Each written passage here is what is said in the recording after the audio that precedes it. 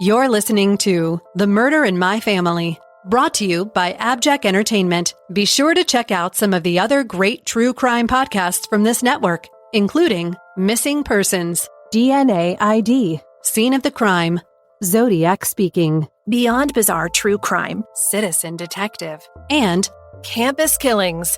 All of these podcasts are available for you to binge on right now, wherever you listen to podcasts. Subscribe where you're listening to this podcast so you don't miss an episode.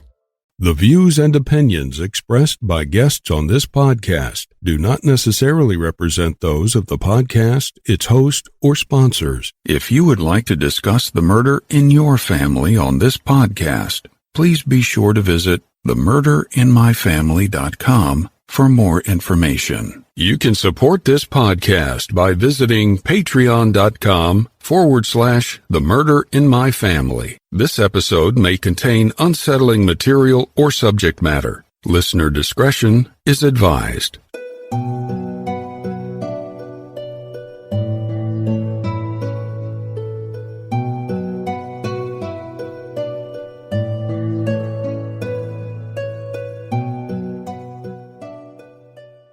Thank you for joining me for this episode of The Murder in My Family.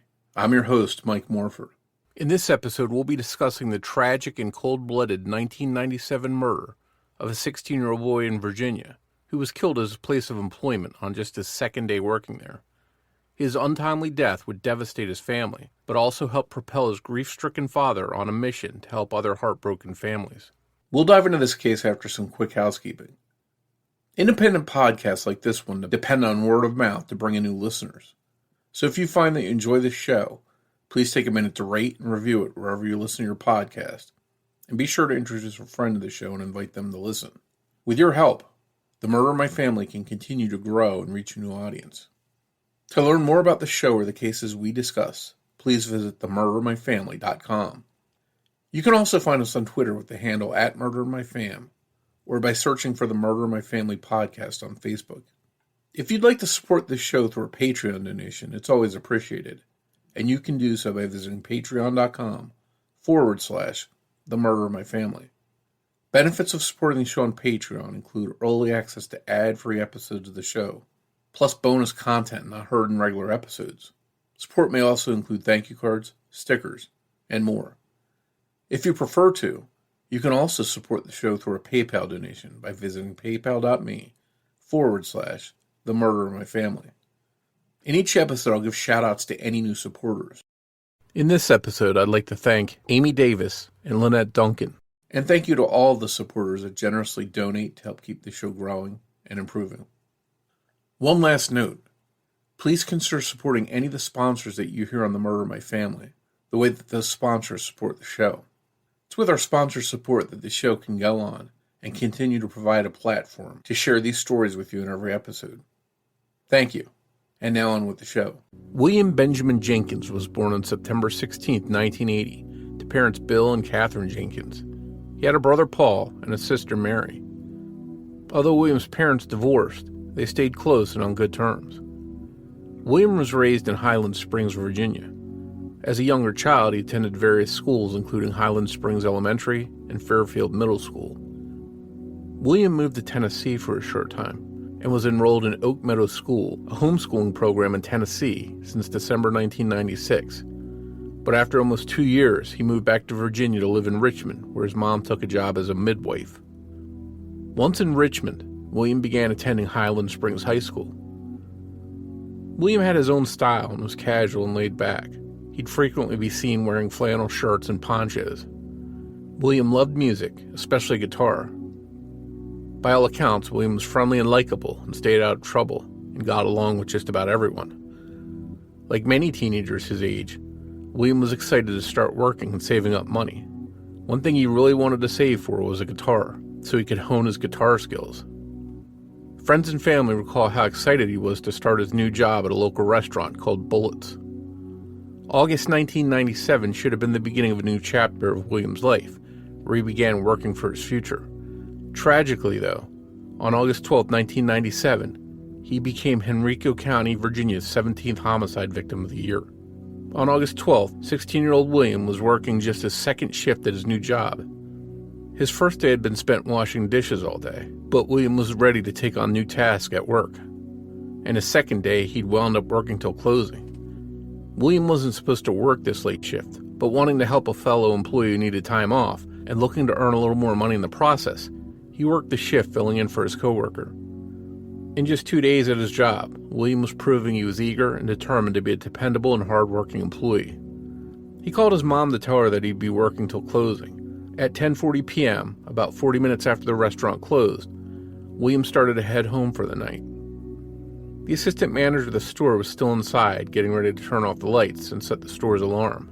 That's when a man approached William outside the rear door and at gunpoint tried to get him to go back into the restaurant, but the door behind William had locked.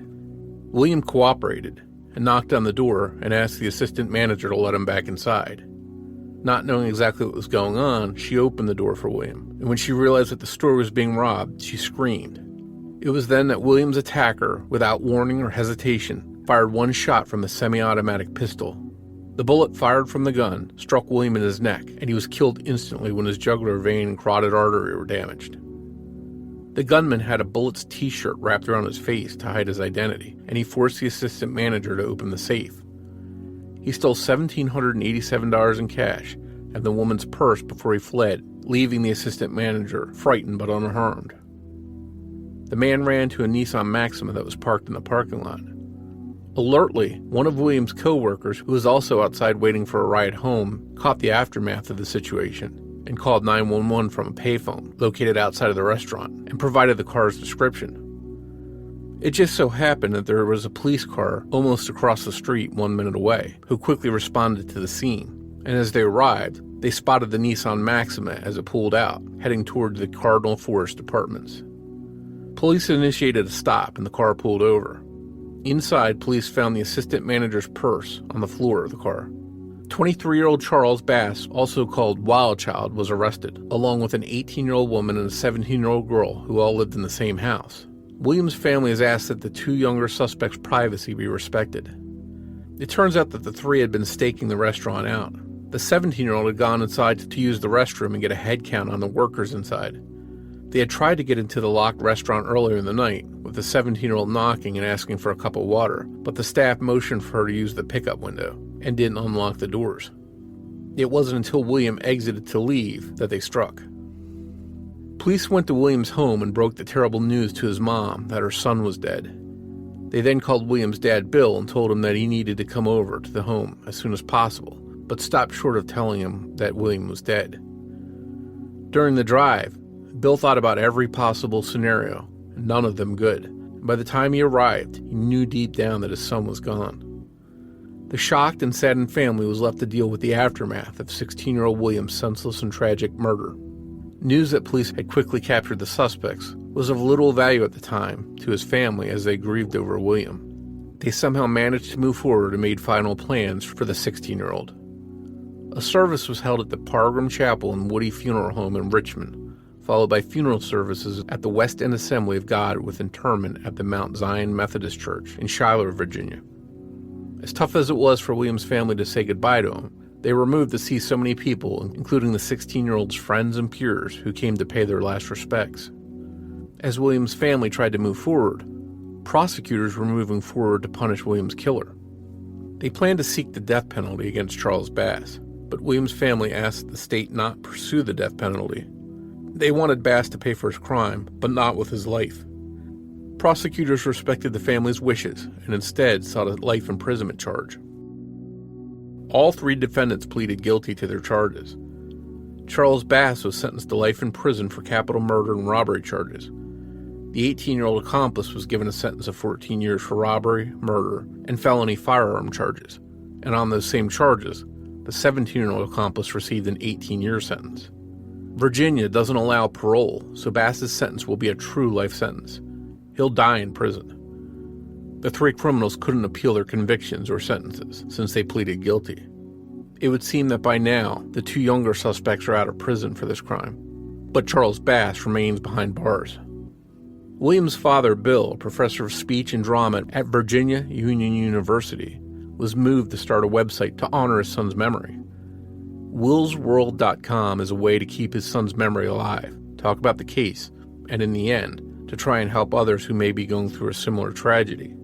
Eventually, Bill Jenkins wrote a book called What to Do When the Police Leave, a guide to the first days of traumatic loss. I've often spoken to people who describe there not being a manual for what to do when you lose a loved one to violence. Well, this book by Bill may be that manual. The book, available on Amazon, is for those who suddenly find themselves in his position, lost, grieving, and in need of support and hope. It has resources and phone numbers, as well as practical advice and words of encouragement. Bill Jenkins has continued his advocacy since William's death. He wrote a play called Hearts Full of Tears about a family struggling with grief due to gun violence. We often mention how the tragic cases we talk about on the show have a ripple effect, and how the surviving family members' lives are forever changed, often not in good ways. But sometimes there are good things that come about for survivors. Bill found love with his new wife, Jennifer Bishop Jenkins. She too had survived the tragic murders of multiple family members, and I hope to tell her story in the not-too-distant future. It turns out that Jennifer and Bill met at a murder victims conference. Bill and Jennifer are both members of the organization Murder Victims' Families for Human Rights, which was launched in 2004 on International Human Rights Day. Today, Bill continues to honor his son's memory and help families in need. Together alongside Jennifer, they work to be advocates for those that need help most during the worst times of their lives. I sat down with Bill to discuss his son William's tragic murder, but more importantly to focus on his life and on Bill's efforts to help other people. That conversation is coming up in just a moment.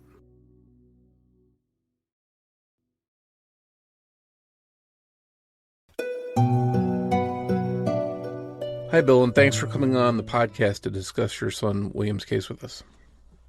I'm happy to be here, Mike. It's a lovely day here in Virginia, and I hope it's nice where you are, too. It's Florida, so I definitely can't complain. Okay, well then I surrender. Yeah. Well, your son's case, I was reading about it before we got on here. Very tragic. He's just 16 years old when he lost his life. I think it's especially tragic because he was just in the wrong place at the wrong time, working his second day at his new job when he crossed paths with his killers on August 12th, 1997. Before we get into the circumstances around that and what exactly happened to him, can you tell us a little bit about William himself and maybe share some of your memories with us about him? Sure. And while I'm doing that, I'd like to reframe what you just said. William wasn't in the wrong place at the wrong time. William was exactly where he was supposed to be when he was supposed to be there. He was at work on his second day of work at a fast food restaurant. He'd just gotten the job.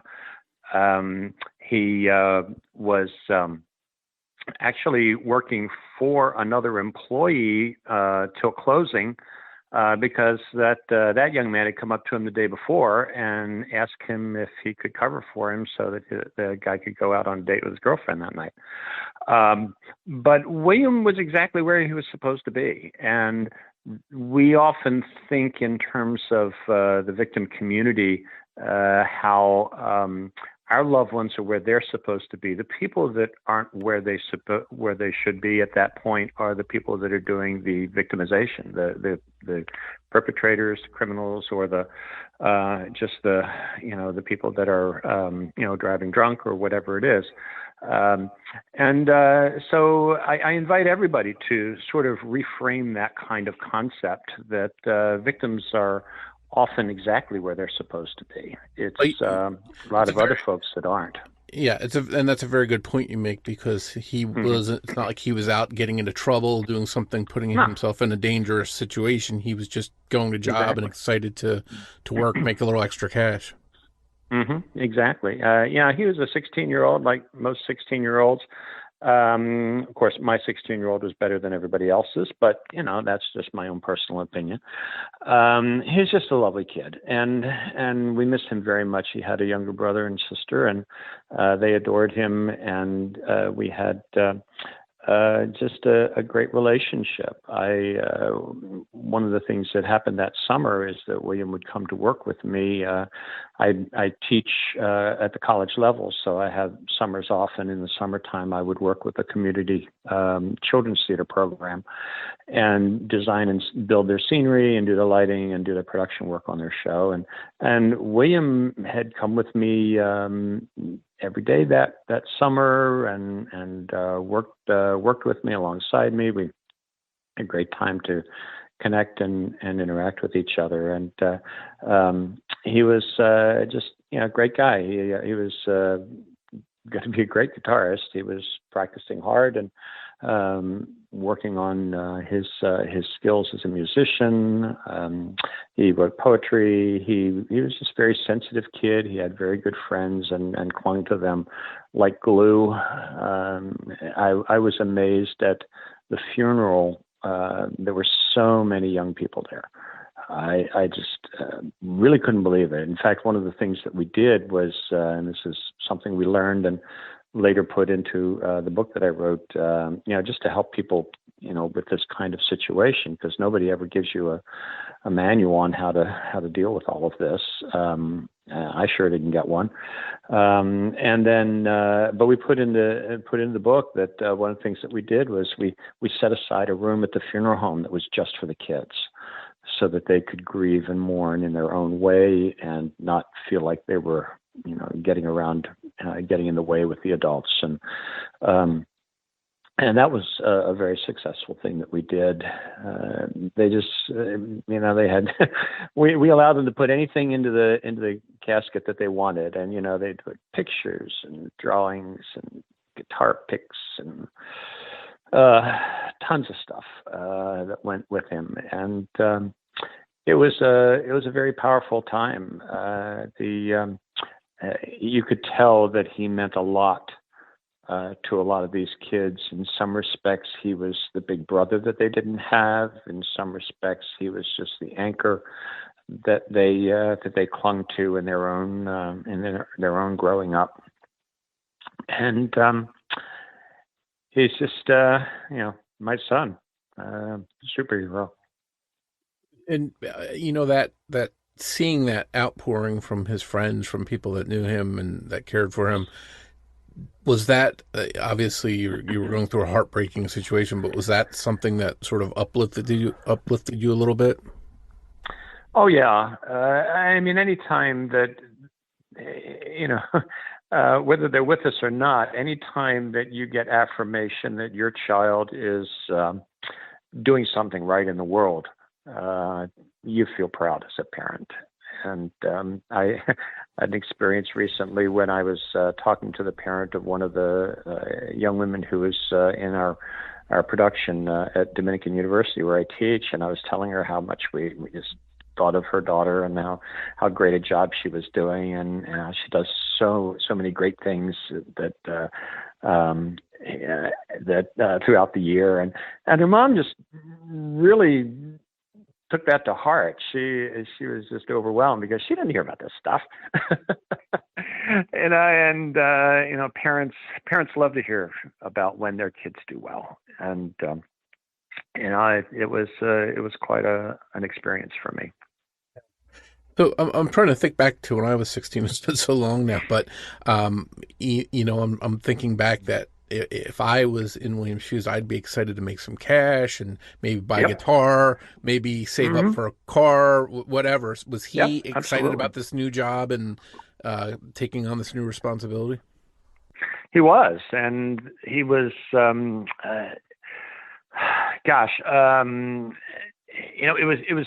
It was weird because it's the thing that killed him, right? So there's a lot to unpack there when you sit down afterwards and you just, throw something at the wall and say, why couldn't they have just waited another 2 days to hire him, right? Or one more day to hire him? Why couldn't his starting day been 1 day later? Or these are the kinds of things that will drive you crazy if you dwell on them.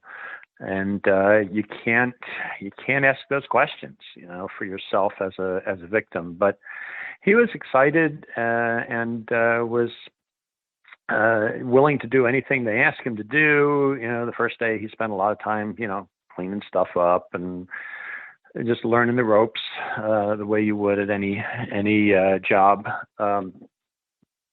And he was, like you said, he was working for somebody else. He was trying to be helpful. When he was killed, he was working till closing, as I said, and the manager was a 25-year-old woman, I believe, who was locking up and closing up. This all happened right at closing time, which we all know is one of the most dangerous times to work in retail, because it's such a vulnerable time. He was another young man was working with him. The other young man left and walked around to the other side of the building to wait for his mom to pick him up. William, I know exactly what he was doing. He was just sticking around. He didn't have to be, he was going to walk home, so he didn't really have to be on a schedule or anything. And he was just sticking around to make sure that that the manager was going to be all right.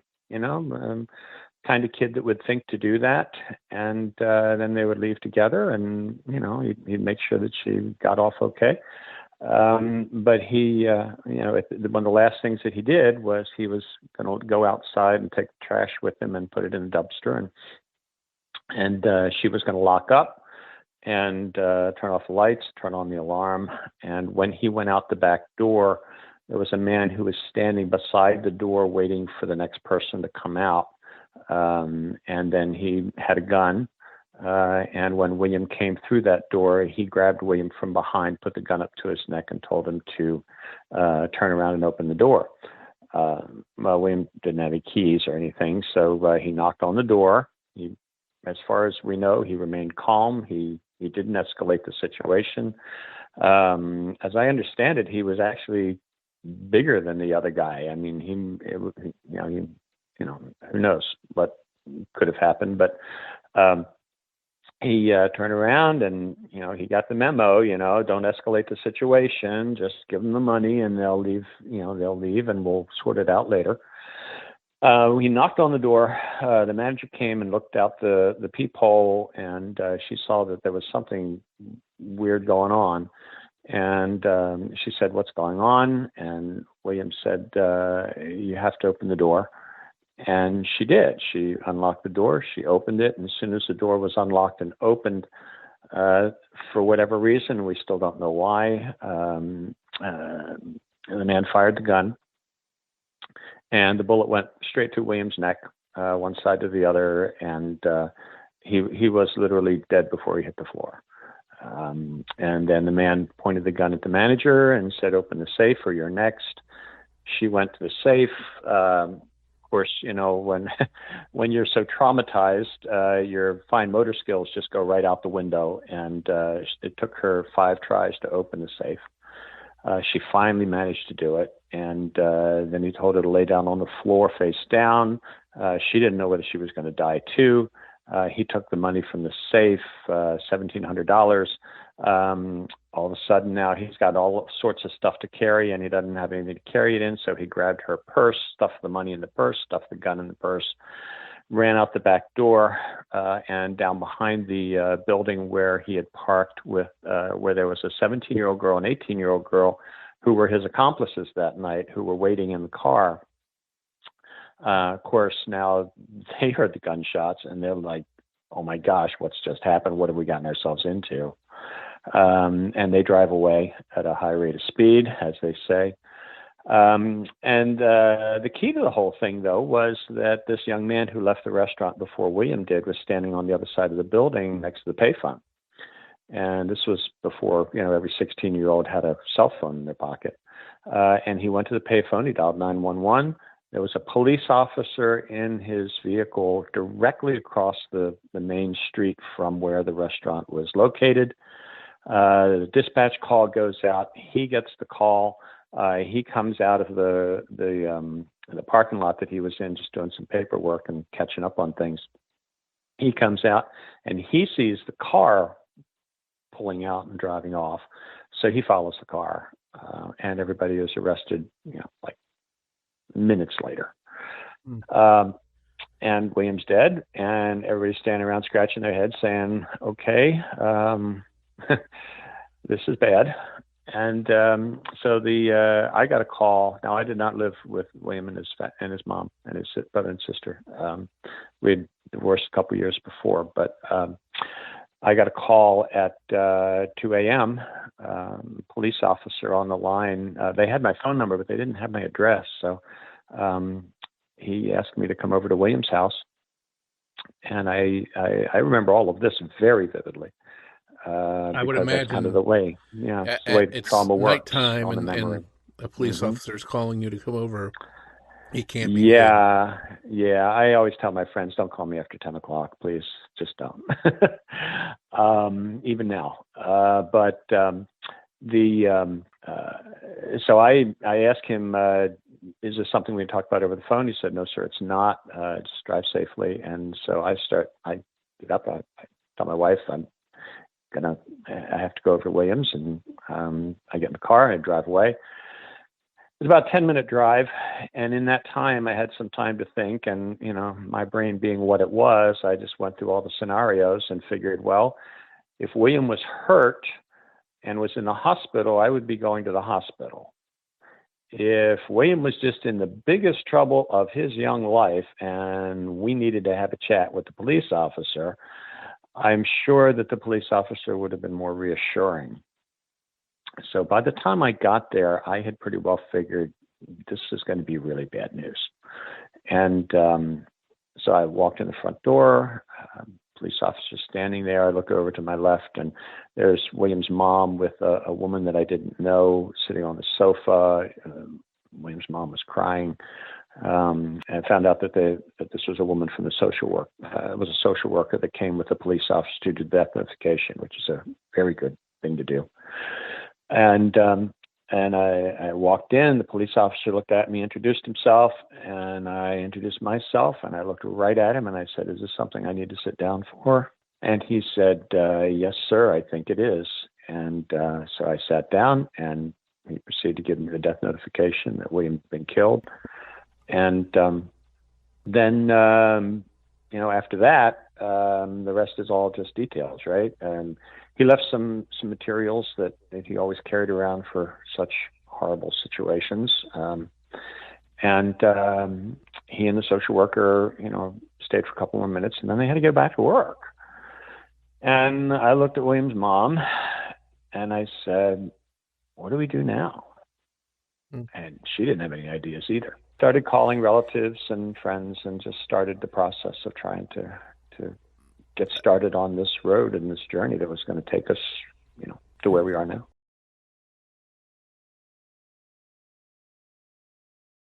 Were you in shock? Were you numb? I mean, how do you process that news?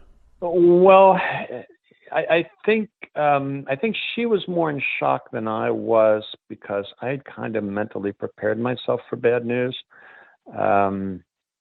If I had been given the notification over the phone, I probably would have been hit by a stronger sense of the unexpected, which is what really is one of the responses that is one of the things that causes that shock response. But it was, I just tried to get through it. I knew that there were going to be people coming by the house the next day.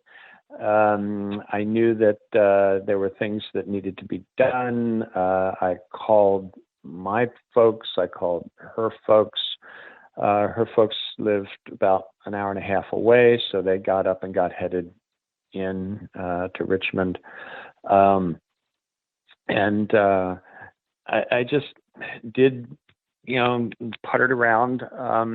And at some point, I decided that I needed to go and get some things to help, fix the house up a little bit. She didn't have curtains in the windows. They just moved in fairly recently. So there needed some curtains in the windows, things like that. So I just decided to be useful. And I went over to Lowe's, and I knew that, there are restock crews that work there all night long. I knew that. Trick was, trying to make sure that they didn't think I was trying to rob the place. But I drove over there. I knocked on the door and explained to the manager what I needed, and he grabbed a young man at random and said, "Follow this gentleman around and keep track of what he needs and what he takes with him, and we'll sort it out in a couple of days, because of course the cash registers are closed." So, and young man did that. He young African American man, like high school, maybe young college, and he walked around with me, and we got all this stuff, and then we walked out to the drive to my car after I picked up some curtains and just things that they needed. And he said to me, "I'm really sorry about what happened to your son." And I told him I appreciated that. And then he said something that just knocked me over. He said, "My brother was killed a couple of years ago." Hmm. So, I don't know how the universe works, Mike. I've given up on trying to figure that a long time ago, but the fact that this was, this coincidence or whatever, him being there and being the guy that walked out with me to my car was, that was pretty amazing. But I looked at him and I said, how do you do it? How do you get through this? And he just looked at me with the saddest eyes and he said, "You just do." Mm. And I gave him a big hug, and gave me a big hug, and then in the parking lot of Lowe's. And it's probably the best advice that I ever got from anybody in the entire time that I've been dealing with all of this. Wow. And just the fact that you cross paths with someone that's gone through the same thing with you so soon after Yeah. that. So, you've got to transition now. You've got to deal with this aftermath. You've got to plan for your son's funeral, and then you've got this whole ordeal ahead of you, I'm imagining, of, okay, what happens to the people that did this? Are they going to jail? Then you've got to face them in court. Can you talk a little bit about that path? I know on your website you didn't want to name these people because you didn't want to dignify them by naming them, but generally speaking, even if you don't want to name them, were they career criminals? Were they people that were involved in this kind of stuff? The two girls that were involved, I would say they were in the wrong place at the wrong time with the wrong guy. They're just, hanging out with this guy who was, and he's one of those kids that was kind of in a lot of trouble. He grew up in a home without a dad, and his mom was having trouble, keeping him on the straight and narrow, or whatever, however you want to deal with that. But he was a kid that had problems, and he figured the easiest way to make money was to take it from other people instead of going and working for it like the rest of us poor slobs do. And he had these two friends, and they kind of looked up to him because, however, I'm not quite sure what their relationship was, but I do know that one of the girls was in the foster care system. And they sort of all wound up together in the same night, and there was a gun in the apartment, and he found it, and he said, "Oh, let's take this and let's all go out and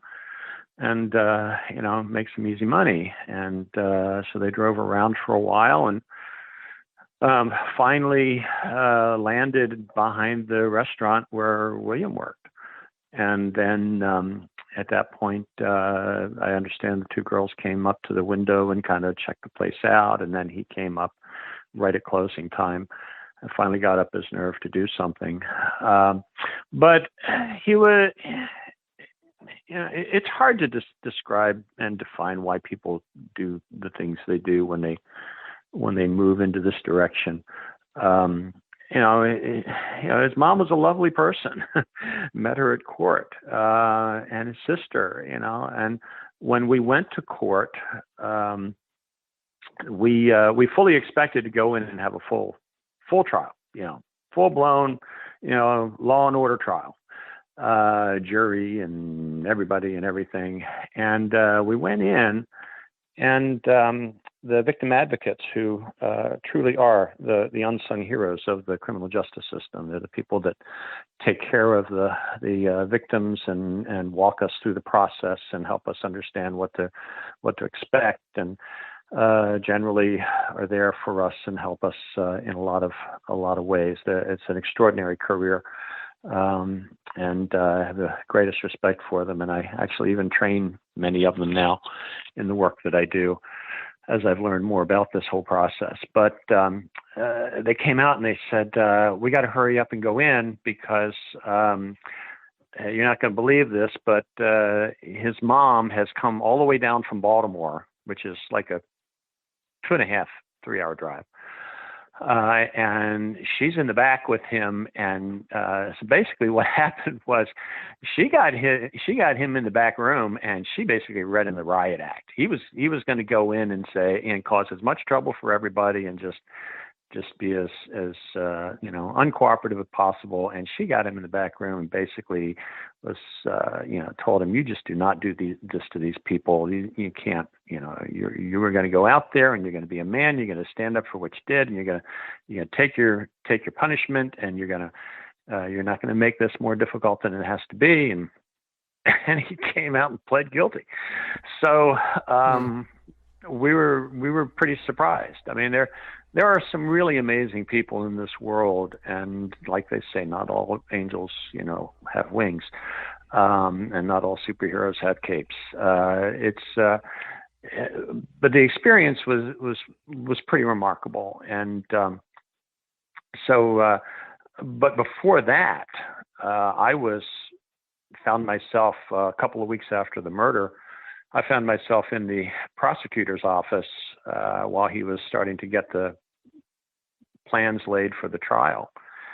And he said, Mr. Jenkins, I want you to know, I just want you to be aware of how we're going to be handling this case. He said, this is a case that qualifies for the death penalty. This is capital murder. It was a murder that was committed in connection with during the commission of a felony. And it's like, holy cow.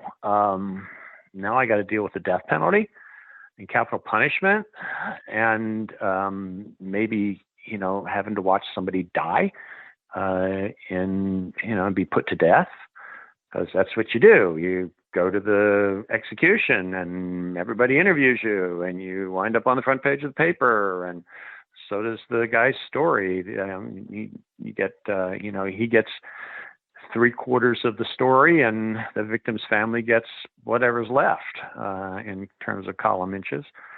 And so at the time, I had always been opposed to the death penalty on a personal and ideological level, but now I had to deal with it as a real thing in my life.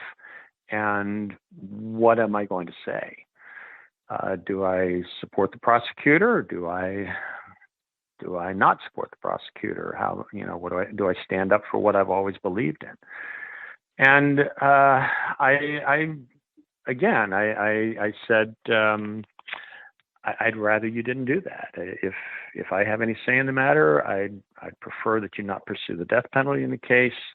You don't have to do it for me to get justice. You don't feel like you're doing it for the victims, because, I had just seen a couple of reports in the news and the newspapers on recent execution that had taken place in Virginia, and it wasn't pretty. It was, I read through the case, and I got down to the very end, and they were actually, devoting their couple of inches to the victim's family, and the victim's family didn't want to make a statement, but one of the members of the family, made a statement for everyone. And he basically said, we've been waiting for 6 years for this, and now we can get on with our lives again. And I thought, oh my gosh, it's definitely the right decision to not pursue the death penalty if you're a victim, because if you're going to put your life on hold waiting for this big major event to happen to you, or not, depending on what happens with appeals and all the other stuff that you have to go through. It's just too much to bear. So I'm glad that I did that, and I'm glad that I basically said don't go for the death penalty. The prosecutor then, he didn't have to, but he did, and agreed later on that a plea bargain with life in prison without parole would be suitable justice, and I felt the same way. So the man who killed my son is in prison for the rest of his life, never going to get out, and I'm okay with that. Yeah. And you take some comfort in knowing that he's never going to kill someone else's child and take them away from their parents. Exactly. And public safety is really what the death penalty started out being about in the first place. And now that we have better prisons and a lot of a better way to keep track of everybody, more secure systems, you can satisfy that need for the public safety issue. And if you satisfy that, then everything else becomes a lot more emotional and a lot more, we have to teach this person that they shouldn't have done that, or we've got to make sure that other people don't do this, which I don't think is much of a calculus when somebody starts to commit a crime and gets caught up in the whole thing. So, the guy theoretically would have known that if he killed William during a felony that he would be eligible for the death penalty anyway, and he still did it. So logically, the deterrent thing just doesn't work. And a lot of other people will do that as well. So I think that it was actually more of a surprise for him that we decided to save his life. And now Jennifer and I, my wife and I, work with death penalty advocacy programs, and there are some people that have figured it out, and they are living a better life, than they used to, even though they may be on death row. They're not the same people they used to be. Then there's some others that just never changed at all, and they're still just as much a danger now as they ever were. So, and Jennifer can tell you more about that in her own situation when you interview her. Yeah, absolutely.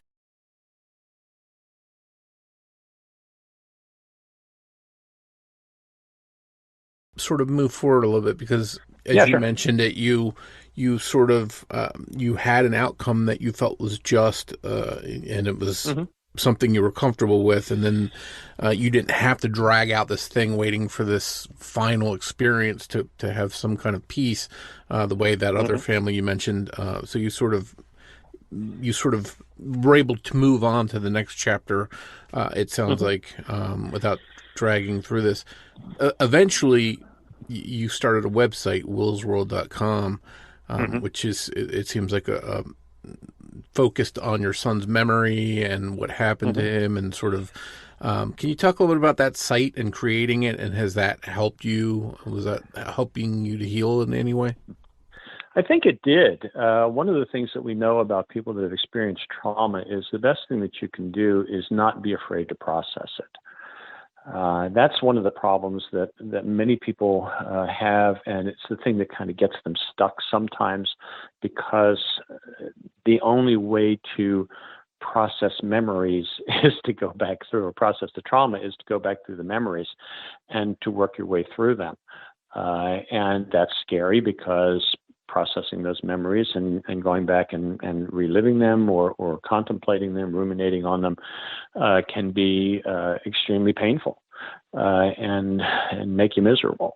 One of the things that I did, though, is I had this idea in my head that I wanted to do a website because Websites, and this was actually kind of I wouldn't call it the early years of the internet, but it was in the baby steps years of the internet back in 1997, 1998. And this is back when, web addresses were still costing, hundreds of dollars and stuff like that. But I wanted to get a memorial site up and running, and I went ahead and did that. I got the software and put it all together. And in doing that, it was very helpful because I had to go back through and look at the pictures. I had to go back through and write the data, write the content.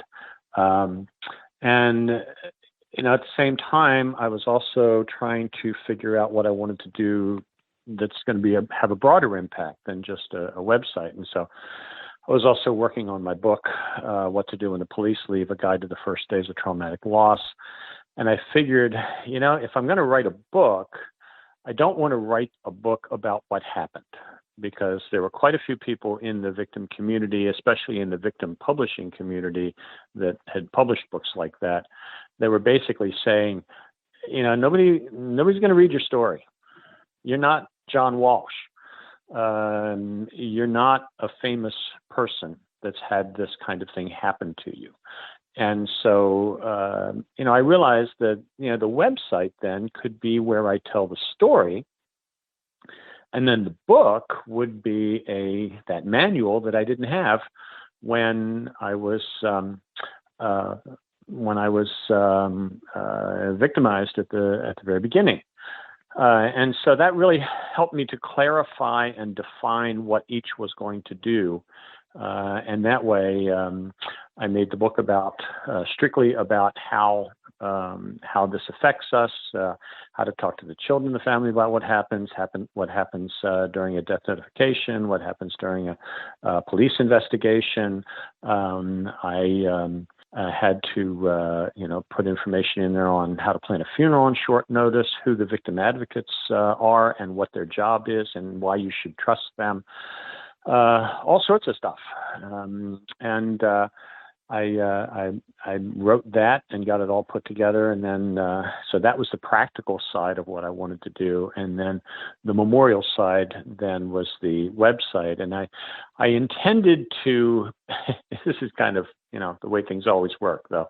I intended to, stay on top of it and update it with resources as they became available and as I discovered them, and put all sorts of information on there, and keep up with other websites that were doing similar things. And of course, that never happened. At least I got it put together. But when it comes to, maybe it's time for me to sit down and work on the website for a couple hours tonight. That's the part that I kind of fell down on. But it's still, it's still there. Yeah, it's still a great site. And I love the title of the book, What to Do When the Police Leave, A Guide to the First Days of Traumatic Loss, because I can't tell you how many people I talk to that say, I didn't have a manual to what happens when my loved one goes missing or they're murdered, or so I think your this advice you would offer in the book, and based on your own experiences and what you've learned and stuff, has got to be helpful to people. Where can people find the book, by the way? You can get it on Amazon, and you're an author when that has really, really made it in the publishing world, when somebody can buy your book on Amazon used for $2.50. But feel free to go ahead and do that, folks, if that's if you need a book. Victim advocacy programs, and you can also get it in any bookstore. You can just ask, and they will go to they'll get it from their supplier. I did self-publish it. I didn't go through a major publisher, primarily because no major publisher wanted it. Again, they kept thinking, and this is the feedback I got, they kept thinking it was a book about my story, and they just didn't want another, victim story out there. And it's like, no, that's not what it is. Please just read the book. And I finally just went ahead and read the manuscript. And then I finally just went ahead and published it myself, being the little red hen that I am. caught the attention of Patricia Cornwell, who was very aware of the situation because she at the time lived here in Richmond, and so she had heard about this, and we became very very good acquaintances, and she wrote the foreword for my books, what I call my bookstore version. I had a couple of early starts that were kind of just for the victim advocacy community, and my very first effort I took down to an organization, a conference for an organization called National Organization of Victim Assistance. And I had no idea what I was doing. I had no clue who these people were. I just knew that my victim advocates had told me, if you're going to do something with this, you really should take it down there, down to the conference, the annual conference, and see what they say in August. And so I did. I was inundated. As soon as people saw the book on the table and the exhibit hall, they were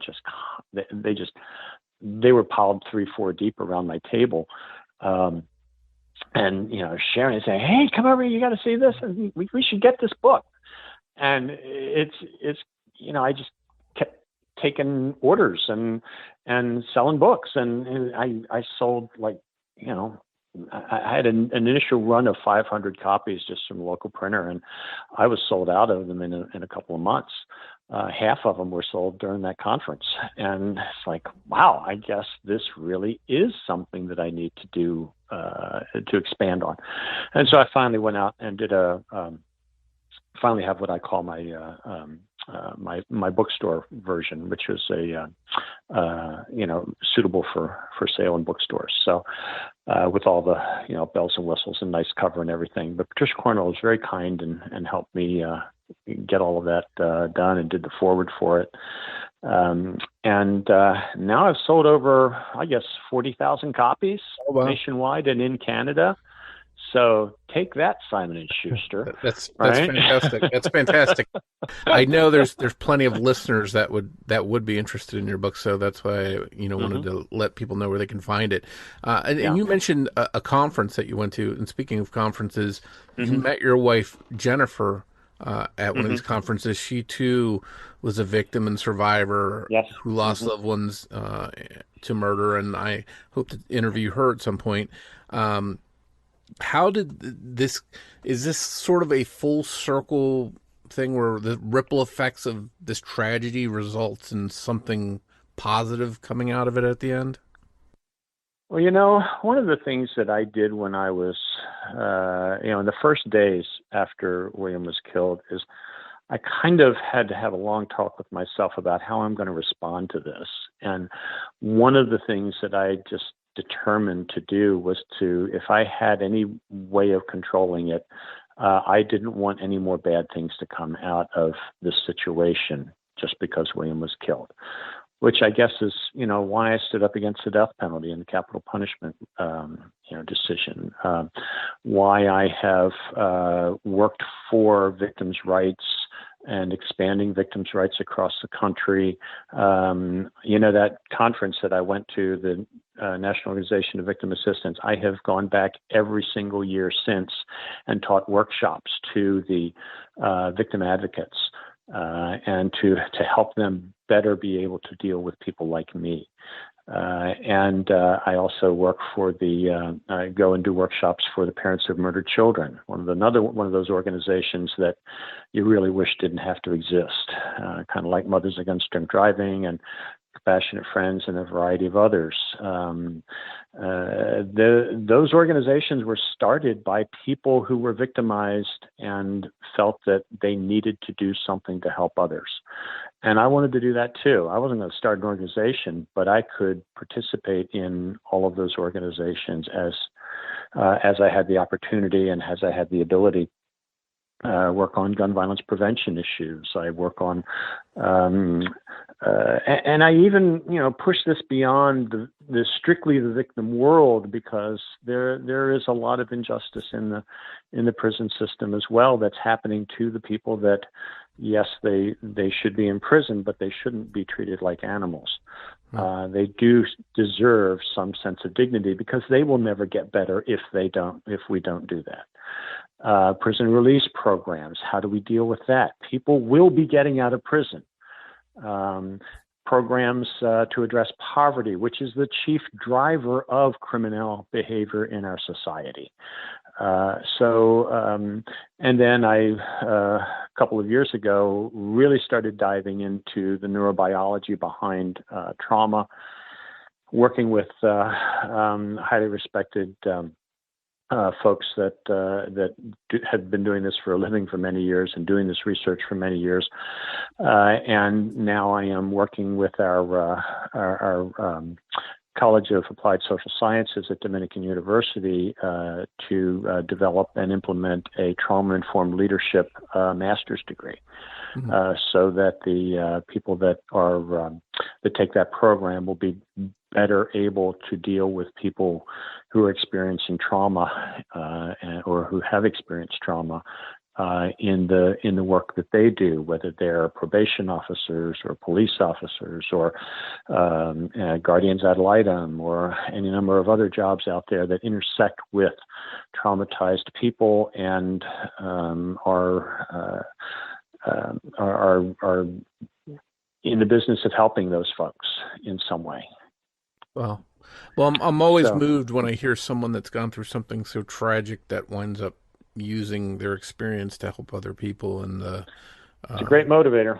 Yeah, and it's good work you're doing. So kudos on helping others that are going through awful times themselves. As we wrap up here, sure. Your son's been gone now for 25 years. He'd be an adult now in his 40s, maybe to have a family of his own or a career he loved. Mm-hmm. What is it that you miss most about him, and what do you want his legacy to be when people hear about him? Oh, gosh. I just miss him. It's kind of, I talk about it as like the presence of an absence, that there's, who knows what he would have been, who knows what he would have done. But one of the things that I can do is track what would be something of likely his future through the people that I know who are his same age or his friends, and their lives, their families, and seeing that, I can take joy in that. I can see that there's a big hole in my life, and it's shaped like William, and there is nothing that's going to fill that. And I was talking to a friend about this recently, and I said, look, people with PTSD, people with traumagenic disorders that are affecting them, I can tell you exactly how to cure all of these problems. All you have to do is give back to us what we've lost. But that can't happen. And so now everything else is a plan B, right? Everything else, every treatment, every choice we make, every decision we make is to try to help us feel better and to do better. It's all plan B. So what do we have to do? We have to learn to live with and embrace our plan Bs and make the best plan B we possibly can to help us move into our future. And that's what we try to do. Well, definitely some good advice. And again, I thank you for sharing William's story and sharing your advocacy. And I thank you for taking the time. I'm happy to do it, Mike. Thank you once again for joining me for this episode of The Murder of My Family. I'd like to thank Sonny Landon for writing and research assistance in this episode. I want to let everyone know that the show will be on hiatus over the holidays and will return with all new episodes in January 2023, and I hope you'll join me back here for it. Until then, I hope everyone has a safe and happy holiday season. But before you go, remember that every murder victim means something to somebody.